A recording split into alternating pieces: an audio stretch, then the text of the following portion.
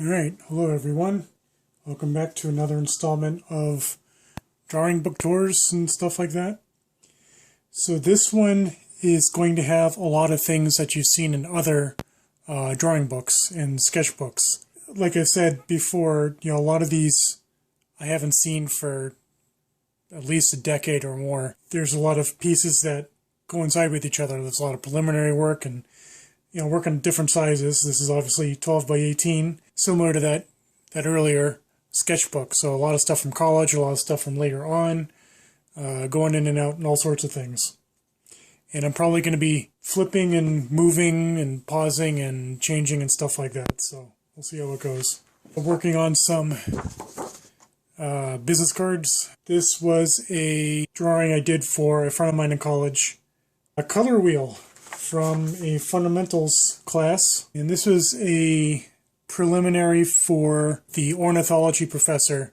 I was not interested in doing the taxidermic skin study at the time. I had a real problem with the blood and guts and things like that. So since I did artwork, I asked him if I might be able to do something instead. And we talked about it and came up with this idea for illustrations that he could use in his future ornithology classes, which is what these were. He has the originals. I think around somewhere. I'll have to go looking for them and include them.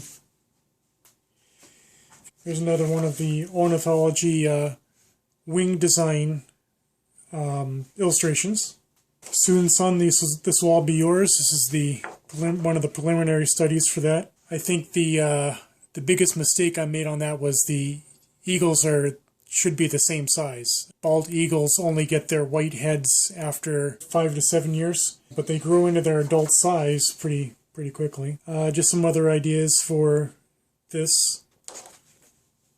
It's another one of those. Actually, you know what? Looking at the other side there, because if we had this drawing, this might have been the one to transfer. Here's one of those Westfield State College radio station, the ads that we were doing. There's I think the full-size drawing for the 2-color lithograph with samurai arms and armor. This was the house portrait I did for neighbors. This one goes all the way back to, I wonder if the date's still on here, on 94. Okay, so I didn't even remember it was on there. Apologize if some of these are upside down. It's a female harrier, done with colored pencil, from 97. I kind of got on this idea for this theme of the size of the drawing pad, the 12 by 18 size format with all of these different raptors. This one, I did 2 of these, so this is the first one, and then I did one right after it. I didn't like the way the eyes had come out, so I did a slight variation of this. And this was later titled On Approach, and that is currently in a private collection. It's trying a different angle with the wings. Nice bald eagle portrait. 1998. I think it was supposed to be a Swainson's hawk. A number of bald eagles, including a immature, a juvenile, there in the middle. It's an interesting photograph. This was out of a photography book. It was one of the books that was in the college library. It's a goshawk. 98. Another tall ship. I think this is supposed to be Constitution. Here's something a little different. I hung out with one of the college bands that call themselves schwa, which is the upside down E symbol in phonetics. So I'd go to some of their gigs and ended up kind of being a roadie in a way. I helped them move their equipment, but I wasn't involved with the band at all. I didn't play with them or anything. I just hung out with them. They had a lot of influence from Pink Floyd and Grateful Dead and stuff like that. So I was trying to come up with a logo for them, but it never really got anywhere. It was just a sketch of a great horned owl and trees. I think this is supposed to be Toccoa Mountain behind Westfield State in the mountain range just back there. And this is the arcade and garden at the Gardner Museum in Boston.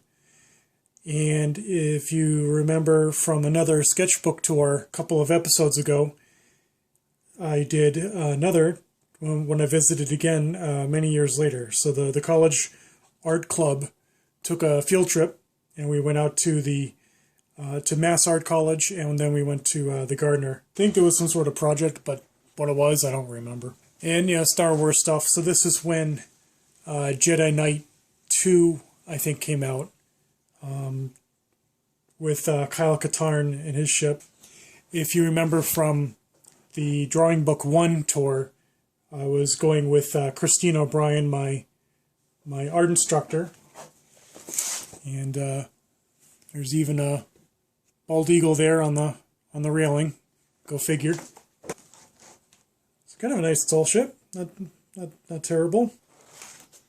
Yet another preliminary for someday soon this will all be yours. This was kind of a follow-up idea. And that's it for this drawing book. I got all these pages here. I should do something with these, huh? I'm going to call this, I guess now, Drawing Archives Tours. Taking a look back at stuff that dates back 20 years or more. All sorts of stuff in this particular Bristol board pad. At the time, I've ended up using these as like folders. This was $5 back in the good old days. These are a bunch of, I'm not even sure what you'd really call them, promotional. These were my grandfather's when they lived in Plymouth. These were from the Hotel Madison, and my grandfather framed them by himself with, I guess, mat board, and he put them all in the same frame, same size. And of course, this is before the age of UV protective glass, so we just used regular milled glass. And these hung in the house in Plymouth, and I remember as a kid growing up, these would be hanging in the downstairs with a colonial theme or a bicentennial theme. So these hung up there, and they got sunburned after, I have no idea how many years these sat in the bottom. So Constitution, Faneuil Hall, Paul Revere's house, the old State House, the old State House. You know, we cleared out the house, and those came available, so I grabbed them, took them out of the frames, and then that's when I realized, much to my horror, that they were horribly damaged, so they do not see the light of day. Still have no idea how my grandfather came across them. I don't know if he just bought them from the hotel that he was staying at when he was on a business trip. Who knows?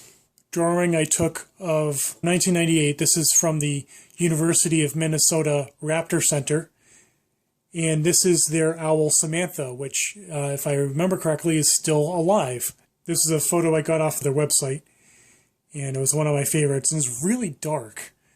So the pencil ended up being really dark too, and I was using a blending stump. I don't know what this is. This was messing around with pen and ink, apparently, from a class.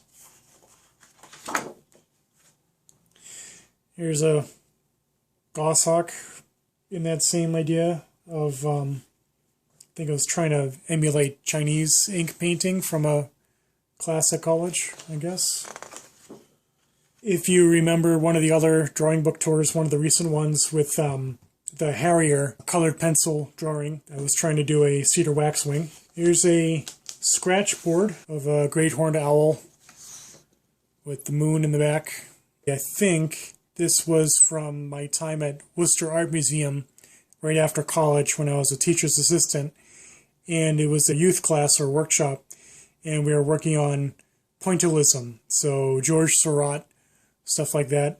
I'm probably pronouncing the name wrong. The pointillist version of the Impressionists. Here's a drawing I did of a mallard. I think it was off of some of my own photography that I took at Stanley Park. This is, I don't remember what happened to the original of this, but I ended up converting these into note cards, and I have a bunch still available. Schwa, the band. I don't remember what the connection was with tie-dye. I think because they were heavily influenced from Grateful Dead and stuff like that. I thought I was being hilarious with tie as in TIE Fighter from Star Wars. I don't know. And again, another, I think, takeoff from the college radio station. Here's another sheet of these drawings that I did for the cartoon ad and the t-shirt design that I didn't end up winning, with the black squirrel here fighting the Westfield Owls. Battle of the Mascots, something silly like that. So now here's where it gets really interesting, because this is the paste up I made of one of the ads for the radio station spot. So when we say paste up, I mean literally printing out your text, taping it or pasting it to your drawing or your artwork, making sure everything lined up. Some versions of this you'd cut notches into so you could line it up on the photocopier, and then when you printed it you didn't see any lines. You could adjust the tone and everything, and it would look like one solid piece of work. Even if you look really carefully, the whiteout, when you make a mistake with ink, you have to have there's this liquid called whiteout. You shake it and you dribble it onto your mistake, and it smells horrendous. So I'm sure the chemical wasn't a great thing to inject to smell. You start with that and you end up with that. You can't even see any lines on there. There's another paste up, and apparently I was really bad at doing basic digits.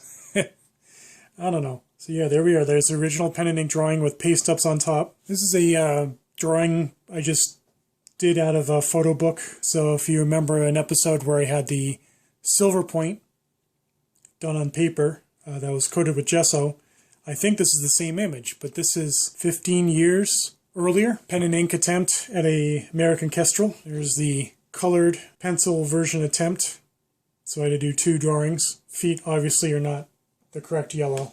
I'm not sure what was going on with that. It's the some more studies I did for the Harrier wood engraving. And finally, going back again with Schwa, the band I followed. This was an attempt at an album cover. I was taking one of the illustration classes, graphic design at Westfield. One of the assignments was to make an album cover. Students were also doing things like box cover art and layout for games, board games, and things like that. So CD jacket covers was part of the industry 20 years ago, and I tried to make this for them, for a CD for them. This is one of the first times that I used a CGI platform. I don't remember if this was an earliest version of Photoshop or Quark, maybe even Illustrator, like version 1. You had to cut and paste. So instead of doing it with paper and tape and paste, you had to use images. I don't know, I don't think the technology is going to catch on. So there we are, another round of looking through the archives.